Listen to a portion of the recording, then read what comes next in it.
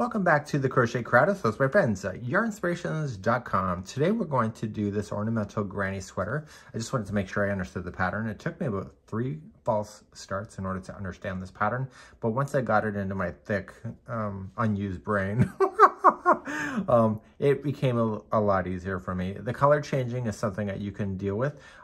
You can also just keep it a solid color if it makes your life easier as well.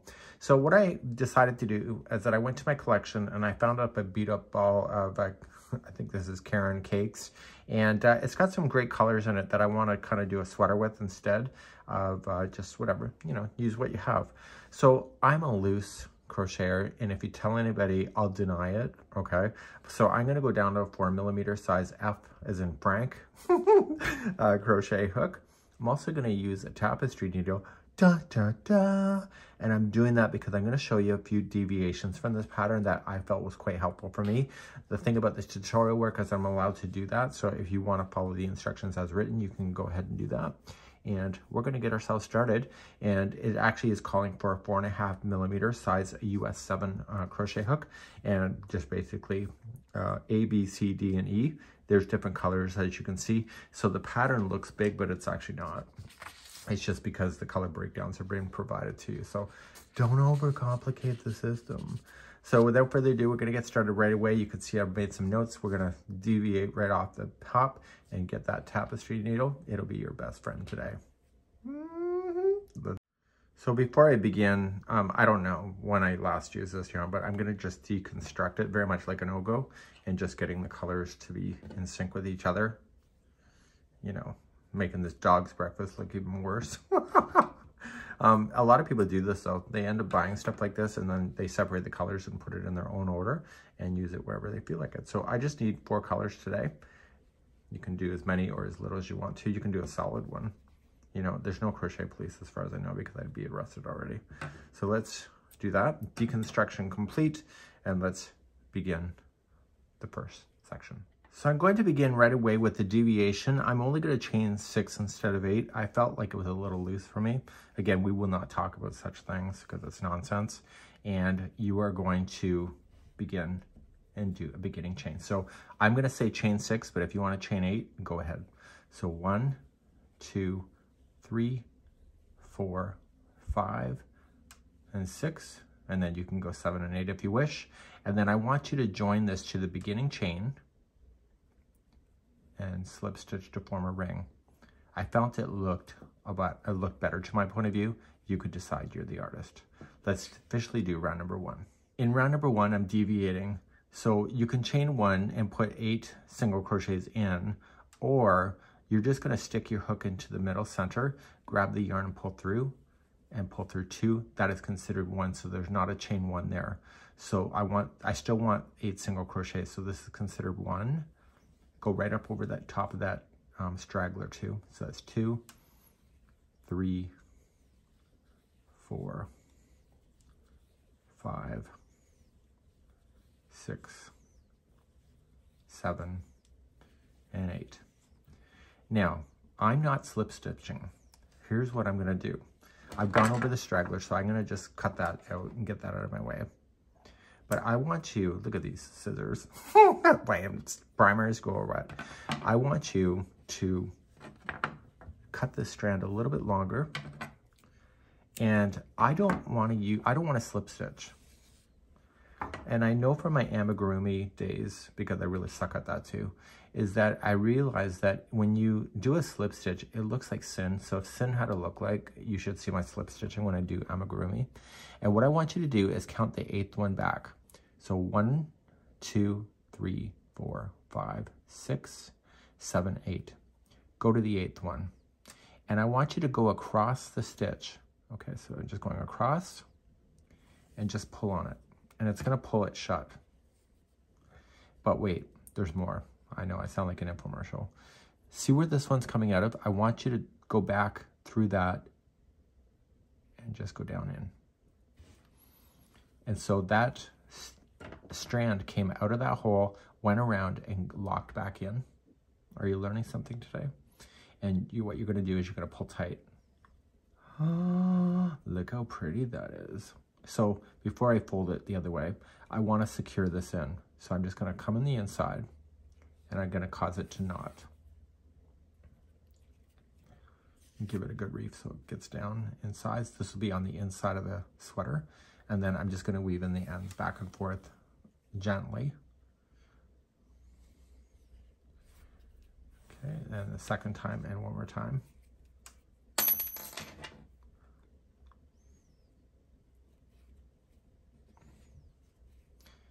And the third time is the charm. Okay, so that's what I'm going to do for my attaching. I'm going to do that concept. I'll show it to you in the future because I'm going to deviate other places too. I know. Now that I have this done, I want to flip it so that the right side is facing out like this. Okay. Isn't that the cutest little pucker you ever saw? Let's begin round number 2. Okay, round number 2. Take this strand and create a slip knot. We're going to do a standing double crochet. Instead of attaching it, chain 3 and then do what you need to do. I want you to do a standing double crochet. It'll look nicer. And I want you to pick a spot. This is kind of where we joined it. You see how it looks a little abnormal? So you can tell where that is. And I want you to pick the one right before it. And you're going to go right in. Okay, that's where you're going to go. But wait, there's more.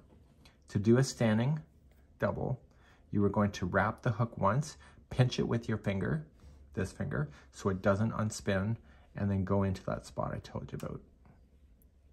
And then yarn over, pull through, and then pull through 2, and then pull through 2. This leaves the tail at the top instead of the bottom, and we're going to deal with that later. In the same one, we're going to apply 2 more double crochet. So we have 1 and 2. But we're not done with that stitch yet. I know. So chain 2, and in the same stitch, 3 more double crochet. So with the standing double crochet and 2 into the first time, then chain 2 and then 3 this time, you're creating like a cluster. And if I could just get my stitch in there, I'd be even happier. Follow else fills, fake it. Okay, so that's what it looks like. You're going to chain 1 and you're going to skip the next chain by here's what I'm going to tell you. So I would count it back this way. You have to skip 1 before you come back into this. So you're going to skip this one. So this will be a stitch. Skip this one. This will be a stitch. Skip this one. This is your next stitch. I know. So then you're going to put in 3 double crochets there. So if you're ever unsure, count it backward like that. And then you'll nail it every time without it looking abnormal. Then you're going to chain 1. So you're skipping 1, go to the next one. So in this next one, you're going to put 3 double crochet, chain 2, 3 double crochet. What you're doing is that these spots that you're putting in right now is a shoulder. So we started with a shoulder, we're coming across either the back or the front, it doesn't matter. But the shoulders are made up of 3 double crochet, chain 2, 3 double crochet into the same stitch. Rocket science, I know. So chain 1, skip the next one, and you're going to go into this one here. It's your last one, and that one's just going to be 3 single crochet.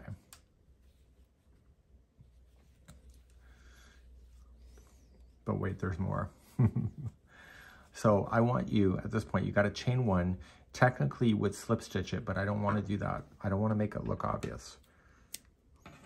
I have problems. So I'm just going to pull that up. And I'm going to put that into a tapestry needle. This will be the last time I show you I'm doing this. And then the rest of it, I'm just going to say, do your magic.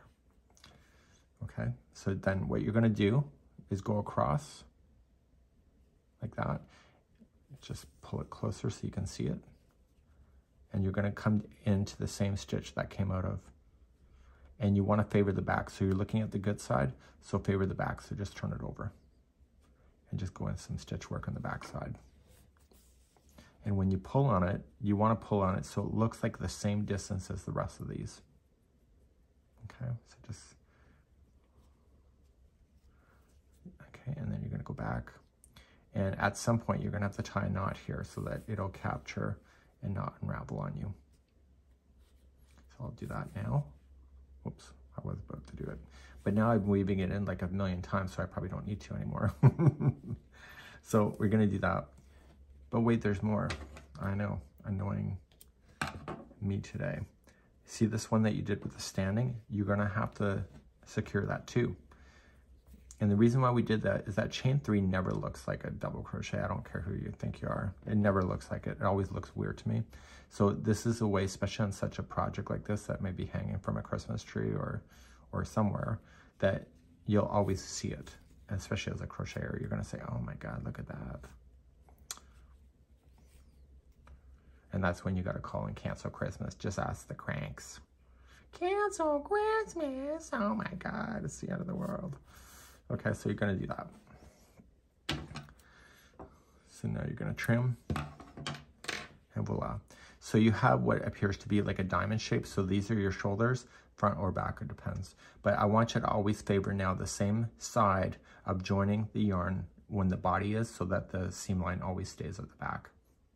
Okay, so we'll assume that this is the back going forward. Okay, we're ready for the next color. I already got my slip knot done, and I'm gonna do my standing double crochet. So this is where the seam line is. I'm gonna pick here. This is the chain 2 that is in between the clusters. Okay, so right above the shoulder, and that's where it's asking us to start. So, okay, so that's where I'm gonna go. So let me just pull that out and do it as a standing double. So just pinch, wrap, and in. You can go up over top of the straggler too if that makes you even happier. You still have to secure it in though. Okay, so you're just gonna, you can tug on it. And then this here stitch, you're gonna put 2 more double crochet.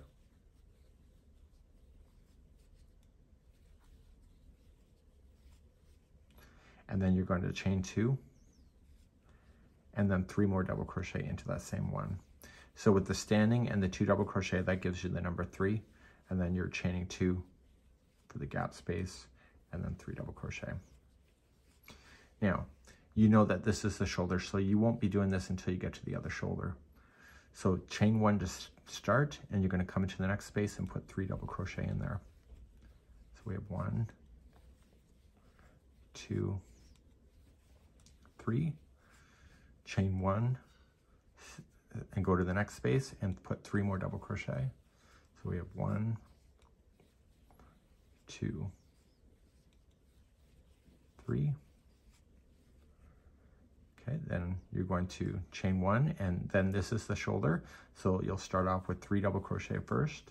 So we have 1, 2, 3, chain 2, and then 3 more double crochet in the same shoulder.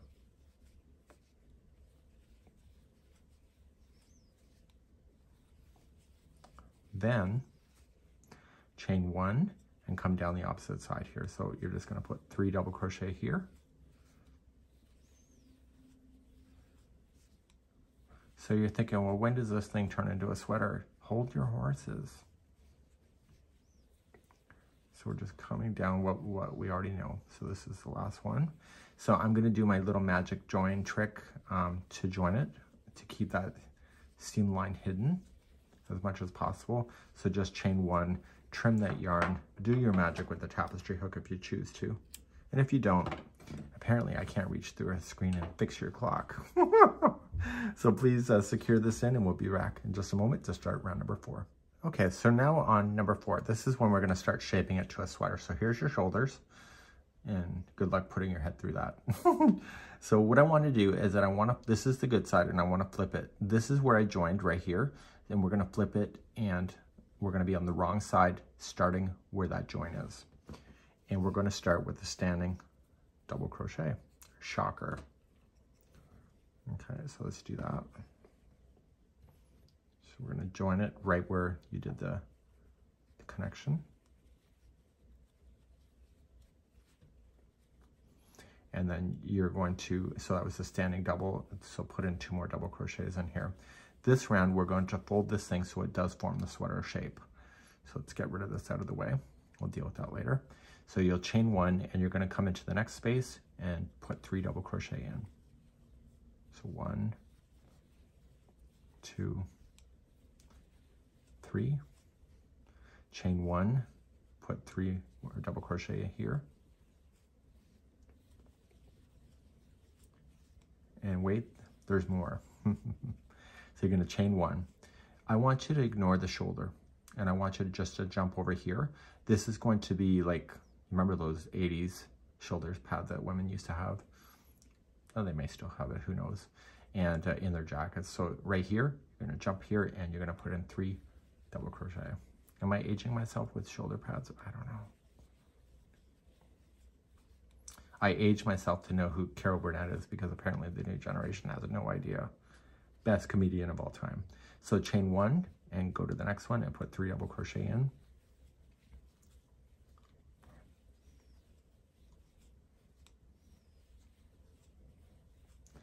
Chain 1, put 3 double crochet in the next one. And after this, once my thumb gets out of the way, you'll see it. You are going to run into the shoulder, so you don't want to mess with the shoulder. So you're just going to chain 1, and you're going to join it to over here, and that's what you're going to do. So let me just quickly show you that. So pulling it up, get your tapestry needle, because today is the best day of your life. So just going to come across, join it to the first one, and so just ignore the shoulder, let it go over. So you can see the shoulders are now hanging out. And you want to come back to where you came from.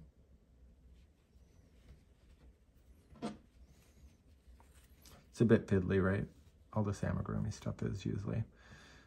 Okay, and then you're just going to attach it like you have been. So just attach it, and that's what it would look like, and I'll be right back in a second.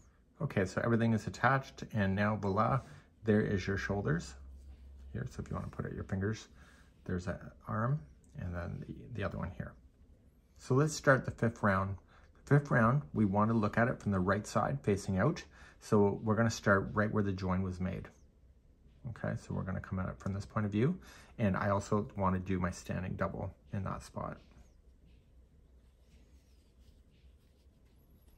Okay, so I'm just going to join it with a standing double. And then I want to put 2 more double crochet in there.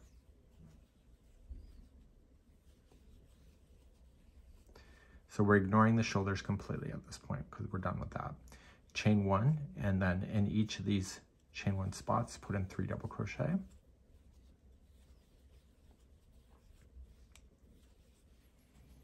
And then chain 1 to jump to the next spot, and keep doing that around.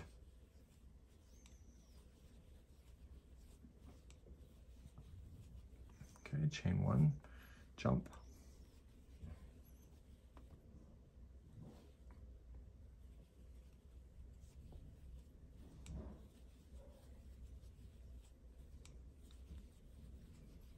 Chain 1 to jump.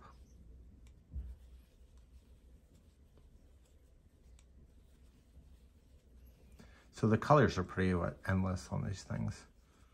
So chain 1 to jump. And what do you think I'm going to do for a join? You know me well. So I'll chain 1 and then prepare that to join, and I'll join it with my tapestry needle and be right back. This was the 5th round. And now it says for the 6th, you want to follow to the wrong side. So this is the good side. So right where the join is exactly where you want to start, but you want to start on the wrong side. Okay, and then you're just going to do your standing double. If you choose to do it that way, it's up to you. And then you're just going to do exactly what you just did. Okay, so you got your first one in, chain 1, and then just 3 doubles in the next space, chain 1, and do that all the way around. So it's exactly what you just did with the white or with the cream color. And please do this all the way around. I'll be right back. Coming all the way around here on the 6th one. And then I want to join it with my tapestry needle, and I'll be right back for 7 and 8. Okay, number 7. So 7 and 8 are going to be both done on the right hand side. So right where the join was, that's where you're going to start.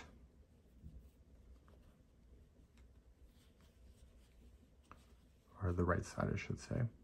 And then that's where you're going to join. So then just put in 3 doubles basically in every space as you go around. So So starting off with the standing and then chain 1 and then jump to the next space and etc. So go all the way around. This is round number 7. So at the end of number 7, this is the second time I'm making the sweater. I'm a lot faster because I'm not as weary as I was. Like I'm more confident on the pattern. So just so you know, if you feel like you're struggling in the first one, that it makes you not want to do anymore, I'm finding the second one's a lot easier. Let's join this and then we'll do our last round together. So finally we're doing the very bottom. So with the right side facing out. And I'm going to change the instructions again. So right where you do the join, we're going to do a standing single crochet. So how you do that is that you put it onto the hook like we have been. We don't wrap it before it goes into the hole. So you just go in and yarn over, pull through, and see the 2, pull through the 2. You can tug on this just to tighten it a bit. So each stitch gets a single crochet and each chain 1 space gets a single crochet. So everybody gets something, okay? And then you can just go around like that.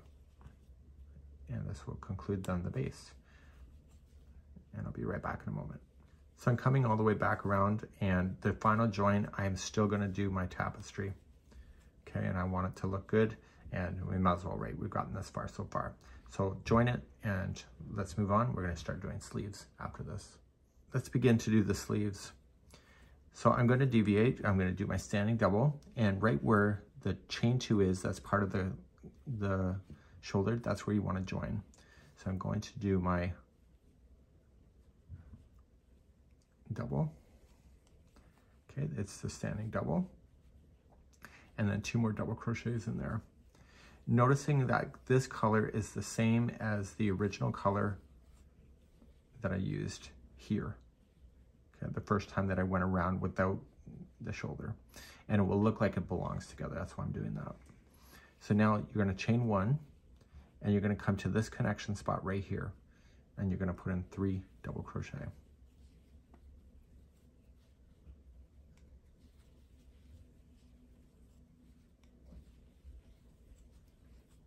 Chain 1 and keep on turning it and come to the other connection spot right here. On the other side of the shoulder, and put in your double crochet there. So it makes it look like the yoke of the sweater is following it around to the sleeves.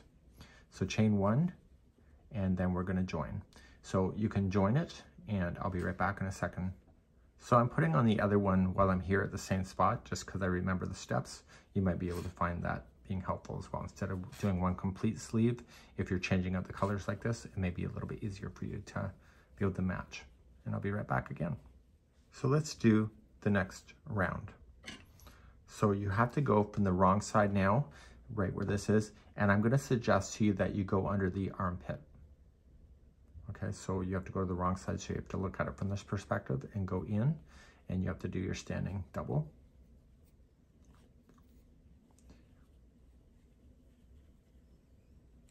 And you're going to go right into the chain 1 space.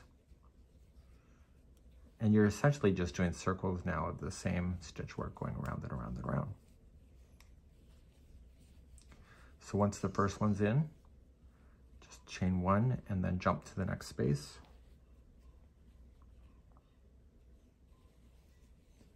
And you're putting 3 double crochets in those as well. And what I'm deciding is that the remaining of the sweater has the same sleeves, and I may just change the cuffs right at the end. So if you don't want to change the colors as much as the pattern, you don't have to. It's up to you. So if you're not going to change the color, just chain 1 and then slip stitch. And that was the second round. And it says to turn your work, and you're going to come back and look at it from the outside again, so they're the wrong side, and you're going to start immediately right into this space right here. So you're just going to just slip stitch over, chain 3, and double crochet in. So now I'm breaking my own rules. I know. So then chain 1 and then go to the next space. So you're going to find like you're going to be using a lot of time just to change the colors. So if you want to do solid colors, it's up to you.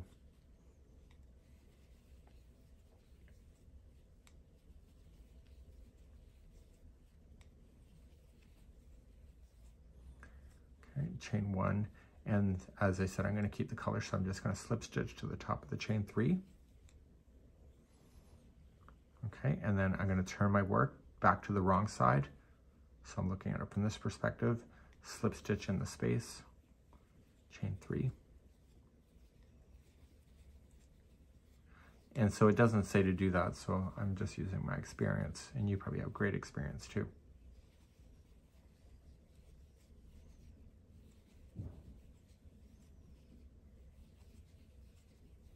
Chain 1 and coming back around.